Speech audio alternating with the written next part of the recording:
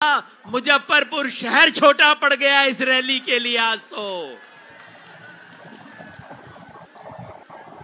अच्छा, जोश की बात हो गई, अब थोड़ी सी होश की बात कर लूं भाई।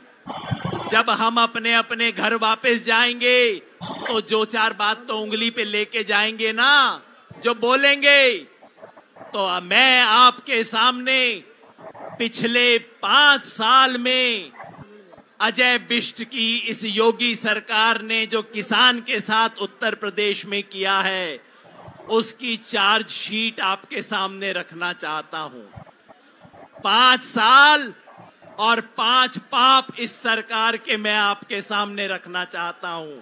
अपनी हथेली खोल लो और उंगलियों पे गिनना शुरू कर दो भाई और बहनों। पहली उंगली सबसे छोटी उंगली पे पकड़ लो, अपने हाथ खोल लो और अपनी उंगलियों पे गिनना शुरू कर दो। पहला पाप इस सरकार का कि इसने कर्ज माफी के नाम पे ढोंग किया है उत्तर प्रदेश के किसान के साथ।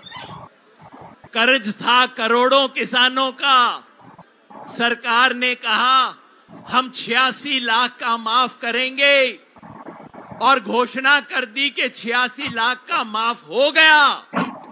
बाद में किसी ने आरटीआई की और पता लगा उसमें से तो आधों का ना हुआ।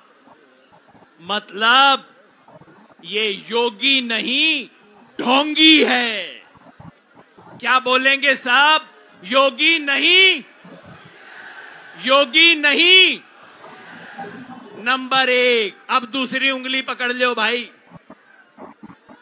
सरकार ने कहा किसान को फसल का दाम मिलेगा।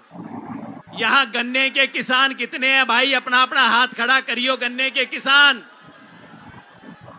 अब बताओ, पिछले 4 साल से सरकार ने गन्ने का दाम बढ़ाया है कि नहीं? अरे अच्छे से हाथ उठा के बताओ, बढ़ाया है कि नहीं? नहीं बढ़ाया। अरे वो तो छोड़ दो, पिछला बकाया दे दिया है कि नहीं? उत्तर प्रदेश में 7,295 करोड़ रुपया पिछले सीजन का पड़ा है। 4,800 करोड़ रुपया उससे पहले का बकाया है, हो गए 12,000 करोड़। और बीजेपी ने कहा था कि हम तो किसान को ब्याज भी दिलवाएंगे बकाया पे। 8,700 करोड़ रुपए का ब्याज बन गया 20,000 करोड़ रुपए से ज्यादा।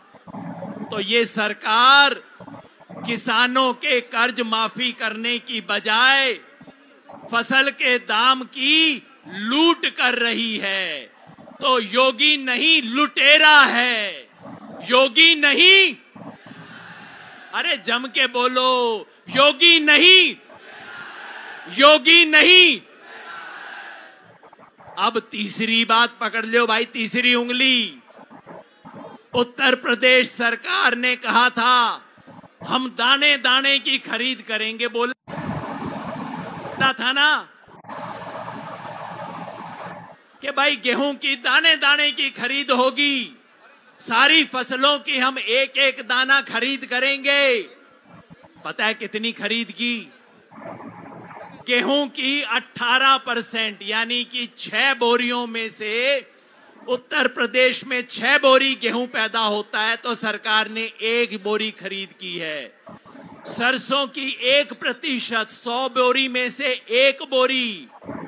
और चने की 0, मूंग की 0, मसूर की 0, सोयाबीन 0, मक्का 0। ये सरकार खरीद नहीं करती, सिर्फ जुमलेबाज है। योगी नहीं जुमलेबाज है, योगी नहीं। पीछे से आवाज ना आई मेरे को भाई, योगी नहीं। अब चौथी उंगली पकड़ लीजिए। मोदी सरकार ने कहा था कि हम फसल बीमा लेके आएंगे, प्रधानमंत्री फसल बीमा, सब किसानों का फसल बीमा हो जाएगा। उत्तर प्रदेश में सन 2017 में जब योगी सरकार आई तब 72 लाख किसानों का बीमा था और आज कितने का है? पिछले साल 72 लाख से बढ़ना था, हो गया 72 का घट के 47। और इतने में क्या हुआ?